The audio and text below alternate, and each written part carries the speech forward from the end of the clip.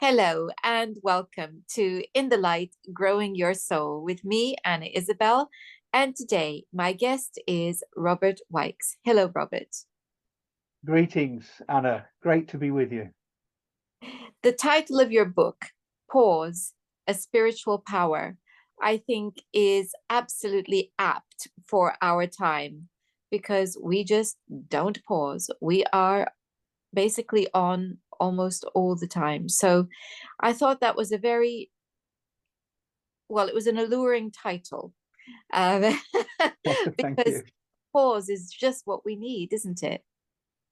It is. It's interesting actually because we'll get into the sort of nitty gritty of why I chose the word pause, but you said two things there. One is that we don't tend to pause. We tend to be in a hurry. Everybody's in a hurry, but also we're at a period in our history, in a way, politically and ecologically and all the rest of it, when a lot of us feel very powerless. We it doesn't matter how intellectual you are, how connected you are, you don't feel as though you can bring any real significant change to the world around us. And yet, I think it's in spirituality where the greatest change takes place. And not just for us as individuals, I think our spirituality impacts everybody. I agree. I think it is important.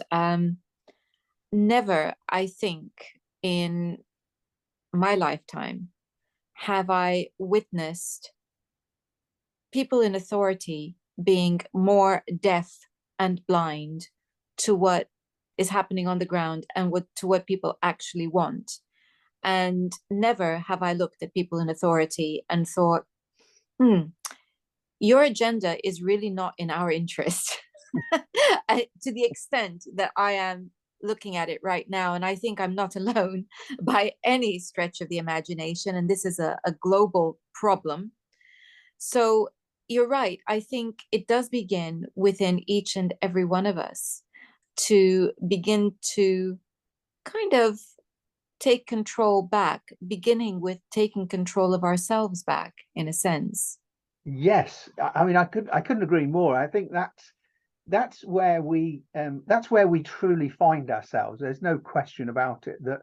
And we all have different views and come from different places, but ultimately there is and pause. My book Pause is about recognizing there's a uniqueness about each one of us, that we have an individual spirit within us, and yet somehow that spirit, and if you take, I take the religious route. I'm a Christian, but I follow lots of other people. I'm engaged with everybody around me, and we all take different routes, but we recognize somehow that spirituality that is born of the spirit within us is that great connectedness. And I just sense that's what we need to be more conscious of, is that we really are connected. We're not disconnected. But to your point, I can't imagine having ever been a time, I'm sure there was, when our politicians seem so removed from the reality of everybody's day-to-day life that it's like they live on another planet, and they just come down from a spaceship to talk to us and go back again. That's how it feels. Yeah. Or talk at us, actually, to talk Yes. Yes. at us. And I don't think that it's that they are disconnected from us or that it's actually that they don't care.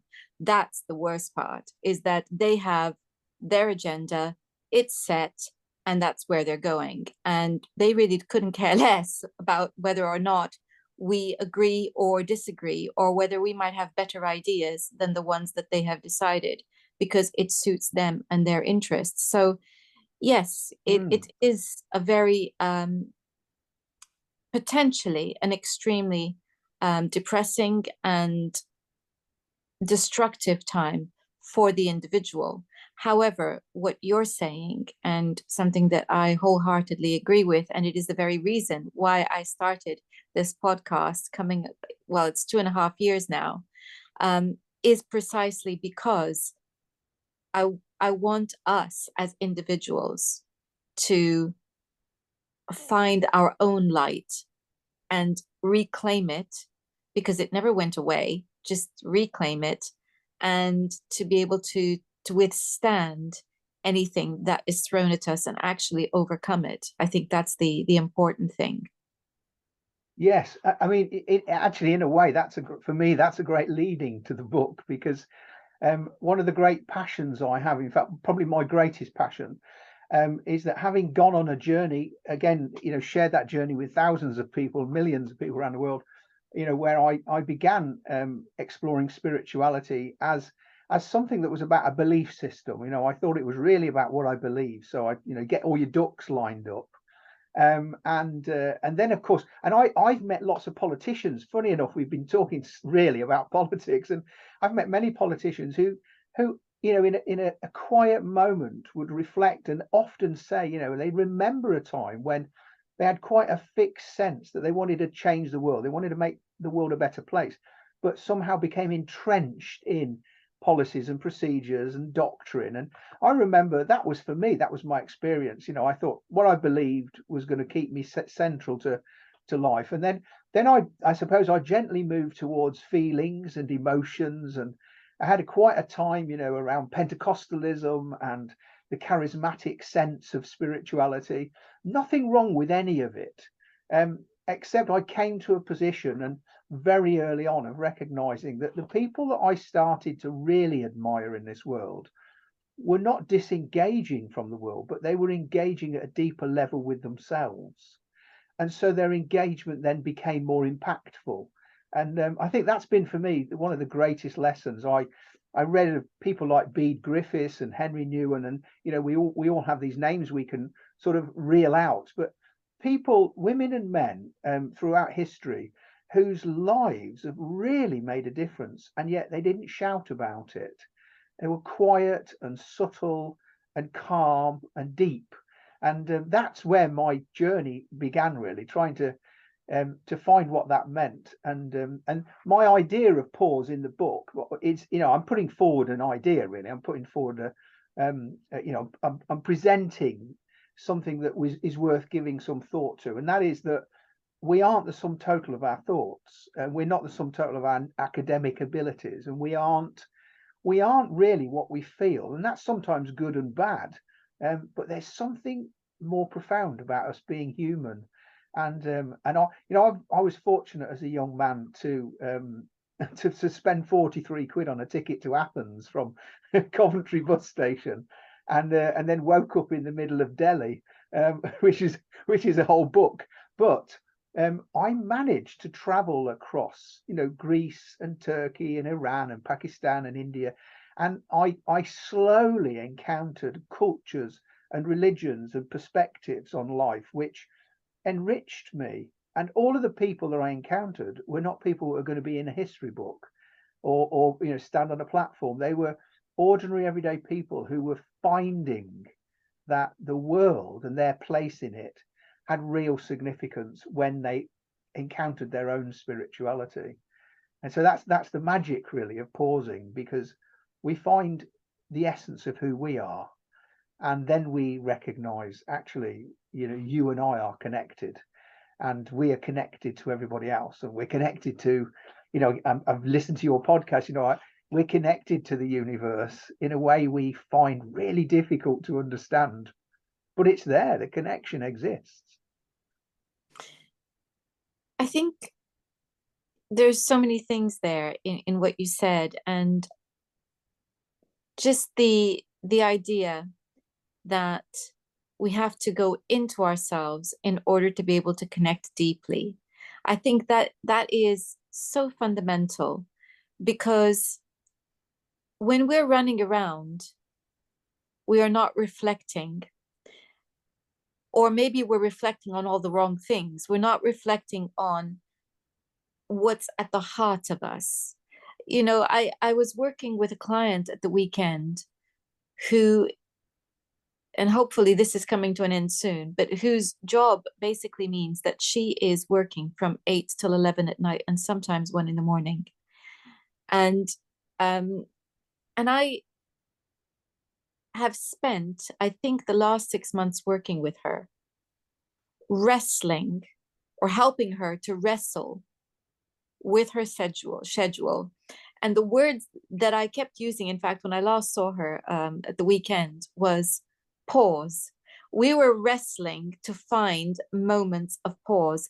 And And she's now actually set an alarm for every hour to just pause and breathe, Yeah. because her system has gone into hyper mode because it's so stressful. And I'm wanting to get her to just breathe and attend to her breathing every hour. So that's extreme, but it's not unusual for me as a therapist to encounter this. That Mm, that's that's where some people are. And how could they pause? yes. That's Actually, the expectation that's there, is that nobody pauses. no, interesting. I do explore in the book. That reminds me of two areas of the book. One is um, uh, Mary Poppins.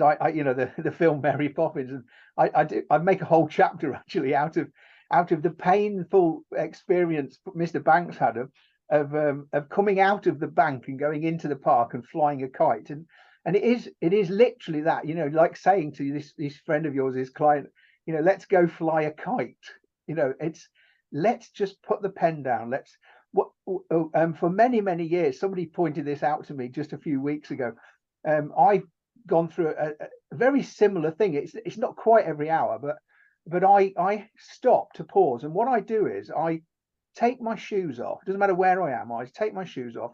I've generally always worn a watch. I take my watch off, and then I take my glasses off, and I'll go through this sort of mental process of saying, okay, well, I'm not going anywhere. My shoes are not on. The time isn't going to pass because my watch isn't there to look at. And I can't see where I'm going anyway. So I'm going to just close my eyes. And it's my way of saying, I'm just going to stop.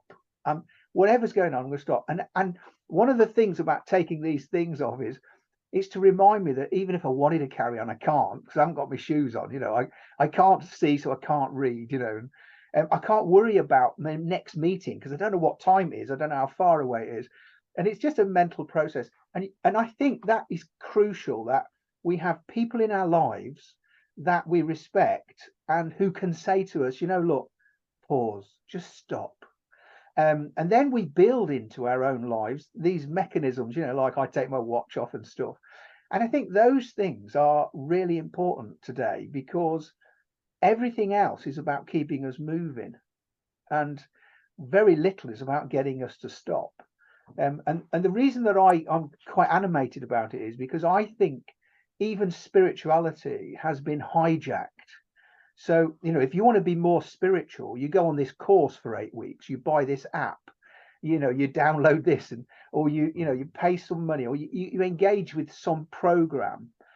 Well, actually, spirituality is with us. You don't go anywhere without your spirit. And so all you need to do is calm your mind and stop your body from moving. So you're doing exactly the right thing, this person that you're supporting. Because the other thing in the book that I do talk a lot about is that all those things that we worry about, the things that stop us pausing generally are things that have happened in the past or things that we think are going to happen in the future. And so we just need to find the present. And when we're finished, I often say to people, you know, when you've stopped worrying about that thing that might happen and had a break, it still might happen, but that's okay because you're a different person now. You're encountering it. You're slightly more resilient. You calm yourself down. So yeah, it's really important, that is, to find moments of pause, and that's moments of pause in a sense in the material world. And my book is about, once we grab that opportunity to pause the material world, we can then enter the spiritual world. That's a different place altogether. Yes, indeed. Just thinking about this, I love what you did, you know, with your glasses, and I think it's so important because it's really it, it's it's saying, okay, I'm going to be in the moment. And you're right, you know, people attending courses to be more spiritual. I have had many people over the course of my career say to me, I want to be more spiritual. What do I do? And really what we're talking about is about it's a way of being. It's not something that you do, it's something that you are. And Yes. the question is, how do we develop that? So it does begin exactly with this. It begins with the pause. So for you, what do you how do you define spirituality? So yeah, so I define spirituality as that part of us which is not intellectual and not emotional. I have to say right from the outset, I completely get that it's abstract, and that's why we struggle with it. So spirituality is a very abstract concept, which is, I think, why lots of philosophers get engaged with talk about spirituality. And that's why mystics, for instance, we have lots of books and stories about mystics, but we call them mystics because it's mysterious. It's unexplainable. It's difficult to get your head around. In fact, there was a guy called Happold, FC Happold. I don't know what his name is. What don't know what the FC stood for, but he wrote. I've got it written on my wall. Actually, he wrote the mystic experiences a world beyond, and then he goes on to say it's of something which, though it's interwoven with the world that we're in, it's interwoven with everything external to itself. It is not the external world. And then there was another writer that I can't remember his name, but he comes to mind, and he said that we sometimes think that spirituality is gained by our mind thinking things through, or praying is another example, or even our emotions. But those things, however much of a tool they are, they're never the seat of our spirituality. And I love that because he in particular spoke about people pursuing God. So, some do and some don't have a belief in God, but that we pursue God through our mind, through our feelings and our emotions. But actually, God will never really sit in our thoughts or in our emotions. God sits in our spirit. And so in a way that may be a long-winded answer, but the answer for me is to say, so we have to learn and practice exercises which allow our mind to switch off. So classic is meditation, and contemplation, sitting quietly and building. I used to be I used to a lot of cycling in my day, not so much at the moment because my feet are not very good, but um, I do a lot of long cycle rides, not that long, 40, 50 miles, and they're circular. And I remember I use this illustration quite frequently. I used to leave my house here in Cheshire and do my 40-mile run. And when I first did it, I took the map with me. This was before Google Maps. And I'd stop at every junction and check, do I go left, do I go right? And then eventually I'd do it so often that I don't even take my map anymore. So I can leave my house now and do exactly that circular route. What does that mean? It means that I now see the trees and the hedgerows and the farms and the animals. I spot the odd rabbit running through a field. I can enjoy the beauty of everything that's before me because I'm not worried about how I get around. And so that's like I say, let's build a groove into our daily pattern. So, like your friend, setting an alarm, well, it goes off every hour, and it may be only every third hour that they find the opportunity to truly pause. They probably think, oh, I can't, I'm too busy now. So you don't do it. But if you do it regularly and often enough, you build a life that is exactly what you said a short while ago. You stop doing and you start being. And that's where spirituality is discovered. And it is transcendent, it is otherworldly, mysterious and abstract. And so my kind of plea is, don't be frightened to discover that you've had a time of pause and you can't remember what happened, but that you have some sense that you were somewhere else and not here. And that's because you've been in the presence of present. That's what it is. It's that thing about being present is a theme that runs through any conversation I have with those who are wanting to engage with more than the material world.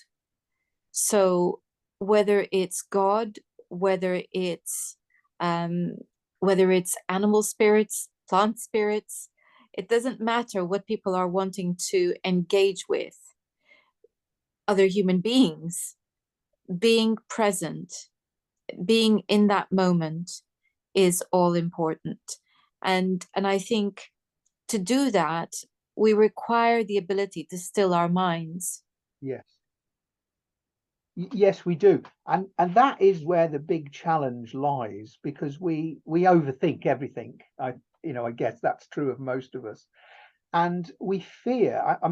I personally believe, I've worked in a charity I've worked in the charity sector for a long time, but I ran a charity for 24 years where I worked with a lot of very broken people, who very difficult, challenging lives.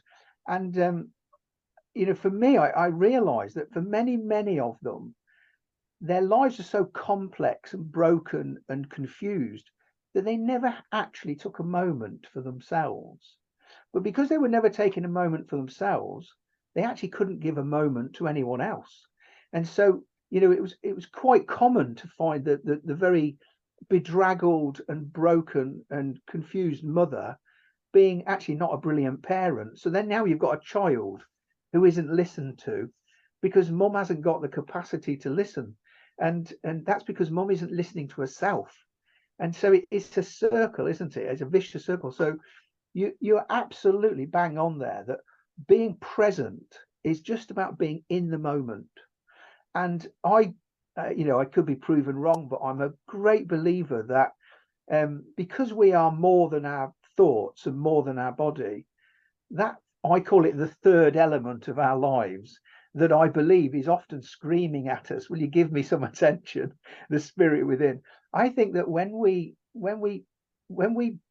get from somewhere, get the confidence to be brave enough to hold back the fear of whatever it is that stops us stopping, we then resume life in those other areas as a better person, as a different person, and that person is better equipped to engage with other people, which is the classic. We began talking about effectively about not being listened to by politicians who seem uninterested in us.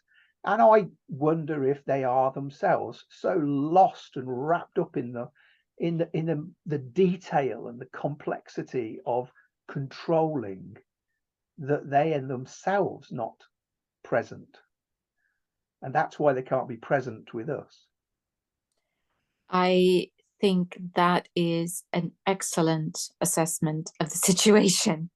Um, it's very clear to me that certain belief systems that they are engaged with, which are very materialistic in their nature, have disconnected them from themselves, and let alone from anything remotely resembling spirituality and other human beings. I think they are disconnected from themselves. It's very, very clear that that's the case. So tell us about your journey. What prompted you to begin on this exploration? I suppose I touched on it a little bit. So as a young person, I grew up in a home where I never saw a single book. I must have brought books home from school, but I couldn't read them. And I never saw my mum read a book till at least she was 50. And my father never read. He couldn't read. He was illiterate.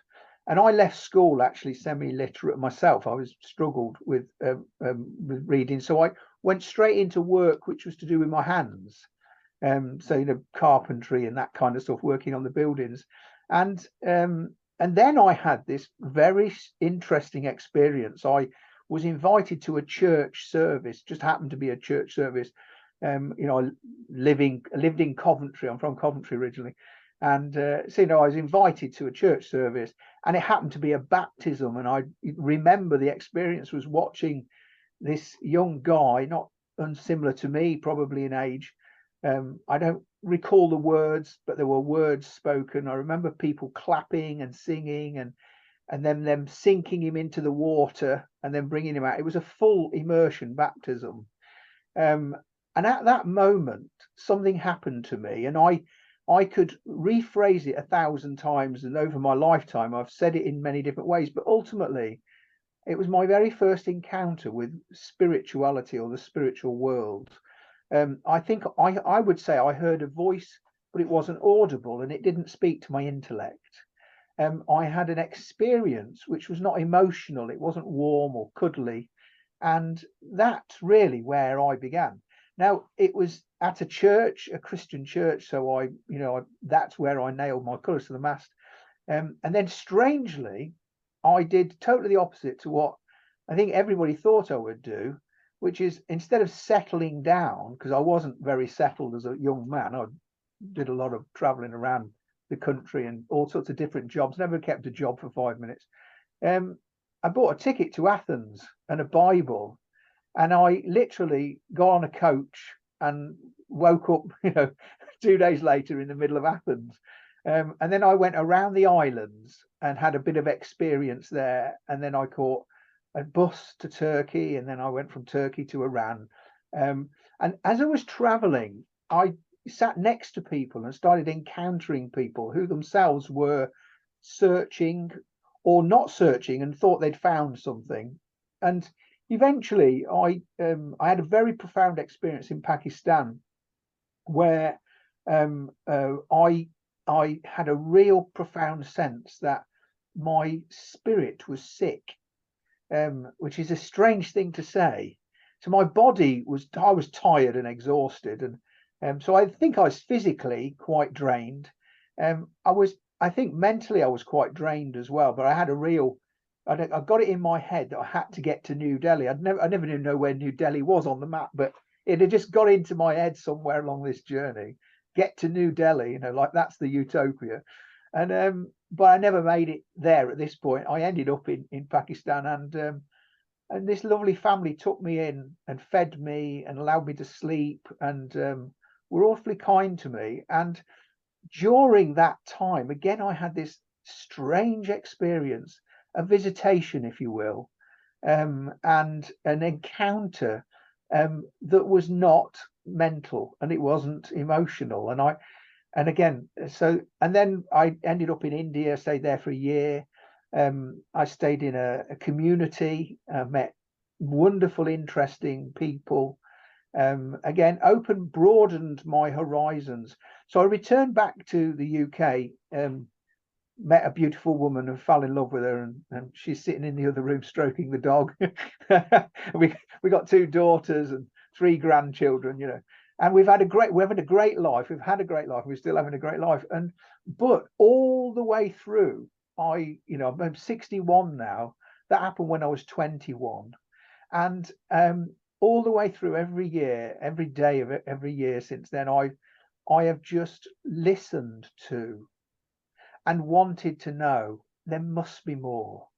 And every time I've had an experience, and I've had some great experiences, spiritual experiences, insights, and senses that I'm not in the body, I'm out of the body, which sounds weird. A sense that I'm connected. In my book, I talk about a day when I was very frustrated one day with a member of my staff, and I went to a local park and I leant against an oak tree. And for some people it sounds bizarre, but for me it was, that oak tree and I melted together. And a bird came and spoke to my soul. And so all through my life I've had these amazing encounters, and so that's why I'm really passionate that everybody who is I would say this, I'm speaking to humans, because I can't speak to cats and dogs. Well, I can, but they seem not to be responding very well. But I believe to be human is to be spiritual, and that's not a religious expression, that's not a comment on a philosophy.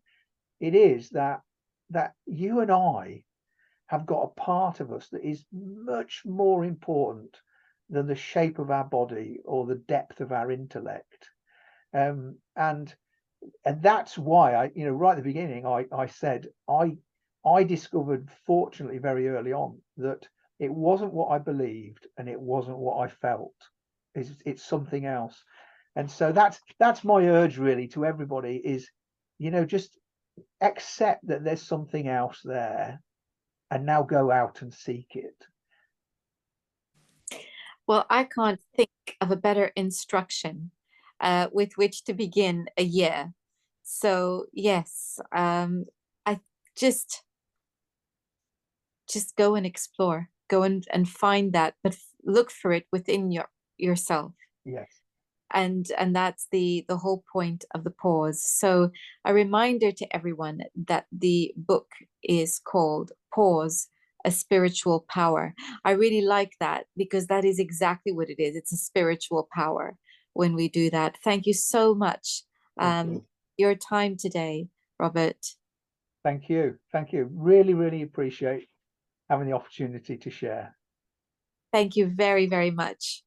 And thank you all for watching. Next time, we're going to be looking at iridology. Until then, goodbye. Goodbye.